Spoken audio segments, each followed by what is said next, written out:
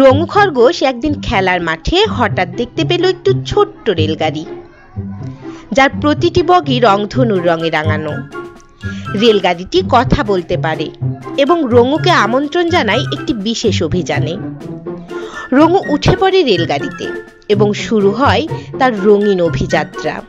লাল বগি, সাহসের শিক্ষা। রঙু একটি ভয়ঙ্কর গুহায় প্রবেশ করে এবং সাহসিকতার মাধ্যমে সমস্যার সমাধান করে। কমলা বগি, বন্ধুত্বের শিক্ষা।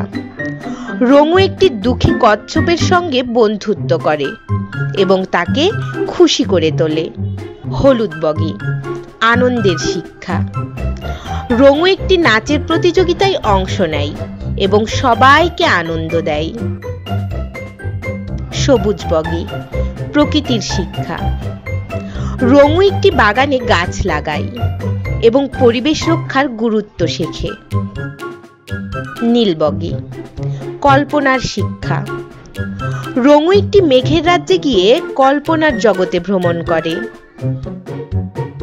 বেগুনি বগি, স্বপ্নের শিক্ষা। রঙু শেখে কিভাবে স্বপ্ন দেখতে হয় এবং তা বাস্তবায়নের জন্য পরিশ্রম করে। সব বগির অভিযান শেষে রঙু ফিরে আসে তার গ্রামে এবং বন্ধুদের সঙ্গে তার অভিজ্ঞতা ভাগ করে নেয়।